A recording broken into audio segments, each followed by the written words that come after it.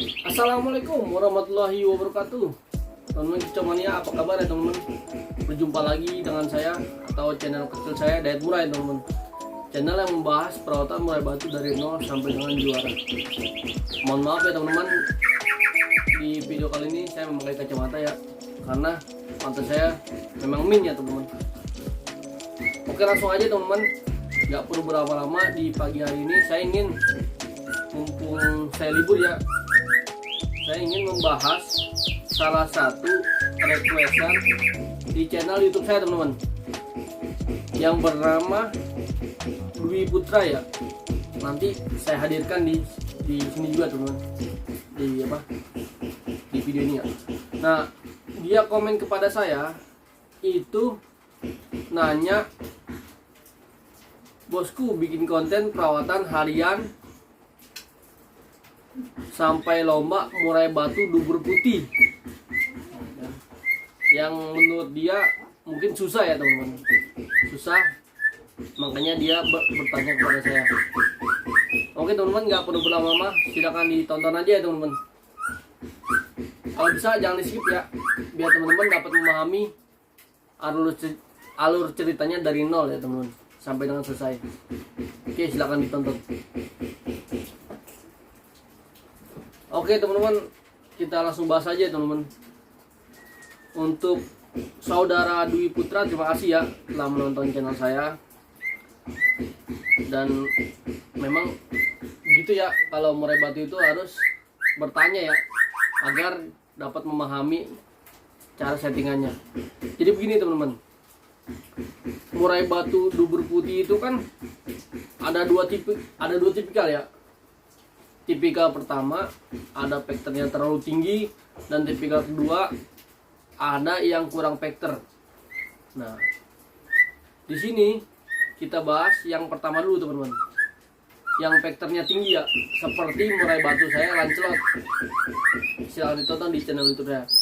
Itu murai batu dubur putih ya teman-teman, si Lancelot. Nah, itu vektornya sangat tinggi, ya kan?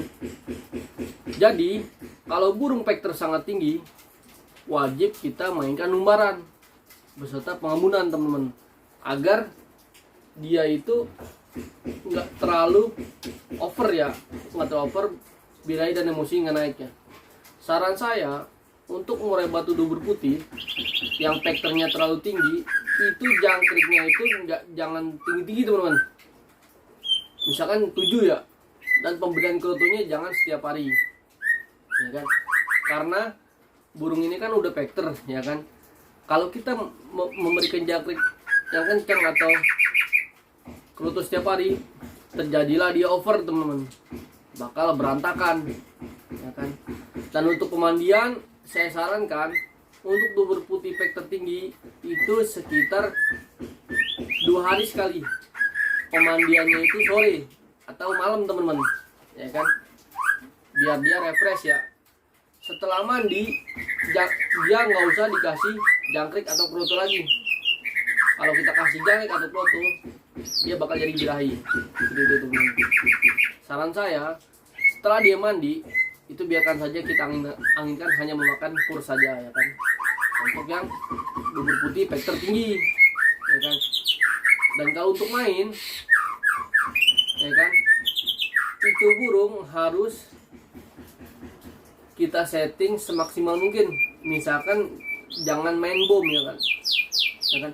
Settingan kita kasih itu kita naik 3 atau kita naikin 5, dari 7 naik 10 atau naik 15, itu nggak apa-apa. Nanti pada saat mau lomba hari H, langsung kita stabilkan lagi jangkrik 7.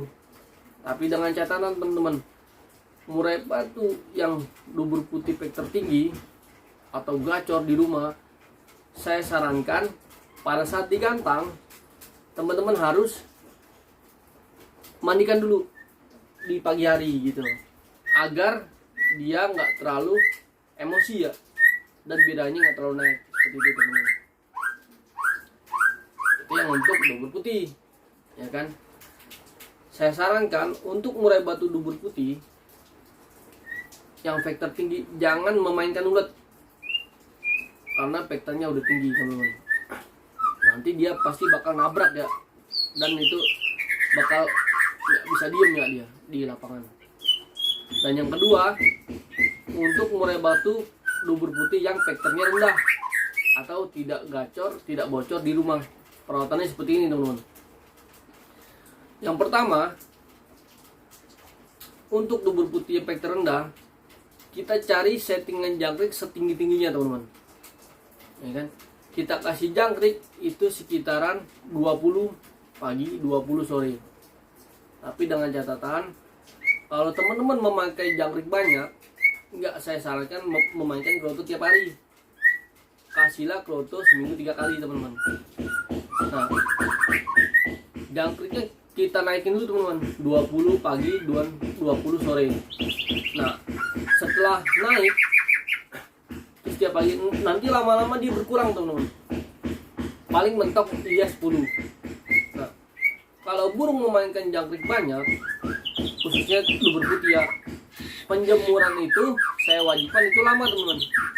Dikarenakan ketika kita mengasih jangkrik banyak, kalau enggak kita naikin emosinya, bakalah dia jadi birahi dan bakal ngebet teman-teman. Saran saya, kalau dubur putih jangkriknya banyak, saya sarankan jemurnya kenceng. Tapi untuk pengubaran, saya sarankan hanya setelah main aja teman-teman, agar dia emosi dan bidanya itu terjaga seperti itu teman-teman. Nah, settingan kita kasih 20 pagi 20 sore, ya kan. Kita pentokin itu, dikarenakan dia kan kurang vektor ya kan. Arti dari kurang vektor itu birahi dia kurang teman-teman, emosi dia kurang. Jadi PR kita di sini, kita naikin emosi dan birahi dia agar mentok dan kita stabilin ke mandi. Lalu kita naikin emosinya seperti itu. Jadilah dia tempur di lapangan. Gitu. Intinya kita yang memahami karakternya sendiri teman-teman. Kalau yang pertanyaan orang ini sih bagus, cuman kan yang ngelihat sendiri kan yang memiliki murai tersebut ya kan. Murai dia, apakah dia tipikal emosinya tinggi, apakah emosinya rendah, atau kurang vektor, ya kan. Kan dia yang lihat, cuman inti saya kasih dasarnya aja. Itu. Kalau dubur putih, kalau dia sudah kerja on di lapangan, itu edan teman-teman. Ya kan? Intinya kita memahami emosi dan birahi dia serta karakter dia. Kalau karakternya rendah, kita main jangkrik banyak. Maksud saya, karakter vektornya rendah, kita mainkan jangkrik banyak teman-teman. Itu sekitaran 20 sampai 10 teman-teman. Nanti lama-lama dia akan berkurang. Itu saya sarankan, kalau untuk main nggak usah pakai settingan. Kalau murai batu yang hariannya jangkriknya banyak, atau dubur putih yang jangkriknya banyak ya kan, kita mainkan itu harian aja. Tapi mandinya kita kasih H-1 teman-teman. Misalkan kita lombakan hari Minggu ya, kita mandikan di hari Sabtu agar dia rileks ya, agar dia birahinya nggak terlalu muncak. Dan nanti pagi kita kasih settingan seperti biasa, barulah kita lakukan penjemuran. Jadi emosinya stabil 50-50 ya, 50 dan 50 seperti itu teman-teman. Barulah dia bisa tampil di lapangan. Itu kalau untuk murai batu dubur putih yang rendah emosi dan vektornya rendah seperti itu. Biasanya teman-teman, kalau dubur putih itu biasanya gacor teman-teman. Yang pengalaman saya, murai batu dubur putih pasti vektornya tinggi, kan? Teman, kalau teman-teman memiliki yang murai batu vektornya rendah, nggak masalah, silakan diikutin aja teman cara perawatan saya seperti itu. Oke teman-teman, saya rasa cukup ya teman-teman. Itu salah satu pengertian atau perawatan murai batu dubur putih, ya kan? Dubur putih itu ada dua vektornya tinggi dan vektor rendah maksud saya, seperti itu. Dan Yang terpenting teman-teman sendiri yang memahami ya karakter tersebut. Contohnya kalau pack tertinggi itu di rumah udah gacor polisian, tapi kalau pack terendah di rumahnya itu nggak terlalu gacor, hanya ngeriwik. Itu pack terendah. Oke ya teman-teman, saya rasa cukup ya. Semoga tanya saya bermanfaat. Dan untuk para senior berbatu, terima kasih telah mengajarkan saya bermain berbatu ya. Dan mohon maaf, saya belum sempat upload video di lapangan ya, mulai batu saya ya, karena terhalang oleh waktu pekerjaannya teman-teman. Saya rasa cukup. Kalau saya ada salah-salah kata, saya mohon maaf sekali lagi. Kalau saya masih baru ya. Wabillahi taufiq wal hidayah. Assalamualaikum warahmatullahi wabarakatuh. Salam kicau mania.